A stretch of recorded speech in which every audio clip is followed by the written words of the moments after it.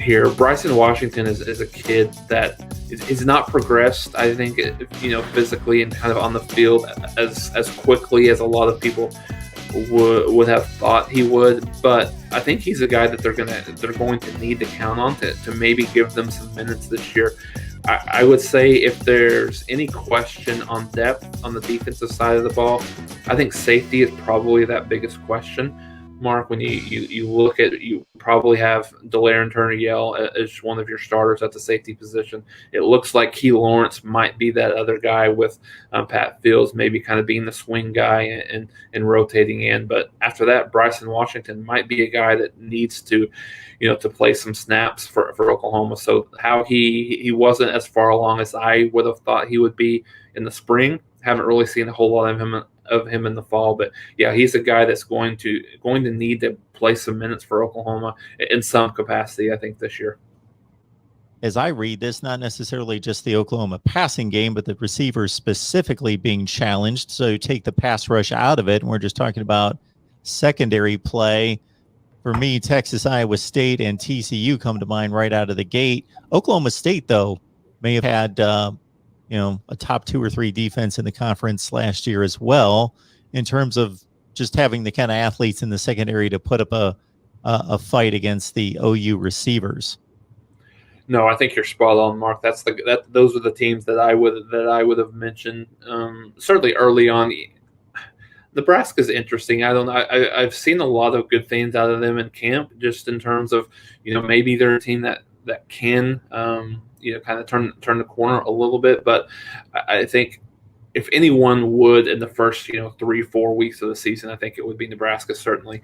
But I think, to your point, Mark, when you get to TCU and Texas and Oklahoma State and Iowa State, those are the 4 teams that I think can challenge Oklahoma. And I think Iowa State's kind of interesting. They probably don't have the athletes that those other schools have, at least in the back half of the defense, but they always seem to play Oklahoma much better defensively. One of the best coached teams overall, not even in the conference but the country. So I think those are some teams that can challenge Oklahoma from the receiver position. But again, that's 4 or 5 weeks into the season. Oklahoma receivers, you would think that would have hopefully kind of solidified themselves a little bit as a much improved unit by that time. So that'll be an interesting matchup to watch when it comes in the middle half of the season.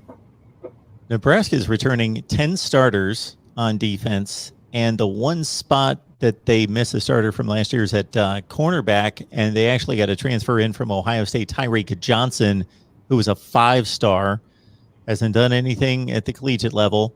Not that he hasn't been on the field a little bit, but hasn't done anything of note at Ohio State, but transferred to Nebraska. You would expect that he would grab that other cornerback spot. So maybe they'll have something to say a little bit more than what we've seen the last few years for Nebraska on the defensive side. All right. Unless you're a punting nerd, somebody that just is into punting, or you've got your eye on the Pac-12, you probably don't know who Michael Turk is, but he's one of the best punters in the nation. Preseason Ray Guy Award watch list, 2-time first team All Pac-12. Averaged 47.2 yards per punt last year, and now he's a Sooner. Yeah, Mark, that was it was kind of a late news dump. I mean, a Thursday night, you usually hear these on Friday night late news dumps, but this was something that he announced on his Instagram page last night, late, like I think 8 or 9 o'clock p.m., like local time here, and didn't really know a whole lot about him, Mark, with him being on the West Coast, but did a little research and looked, and just one of the strangest stories I think that you'll ever see out of a person's career in college. He initially out of high school, he went to Lafayette College, was there for a year, transferred into Arizona State, was there for 2 years, for those 2 years. Entered the NFL draft last year, I believe it was, or maybe 2 years ago, I should say, and did not get drafted, was allowed to come back to school, and to your point, averaged about 47 47.2 yards per punt last year.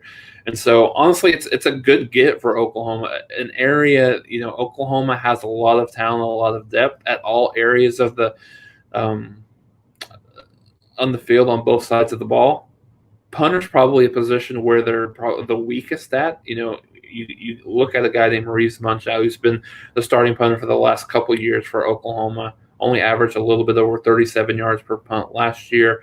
Was, not a glaring weakness, but, you look at a guy like Turk, it's almost a 10-yard average differential between the two. And, that could be a weapon, certainly, for Oklahoma.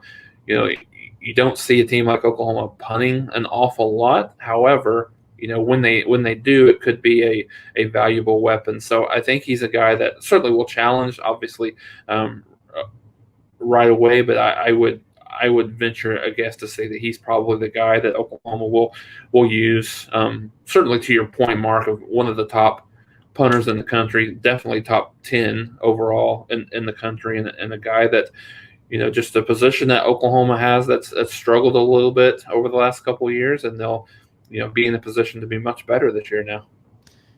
47.2 yards per punt. That's pretty ridiculous. Now, they only played 4 games, so I don't know how many times he punted, but he did back that up certainly the year before in a full 13-game schedule at 46 yards per punt. So he's proven himself.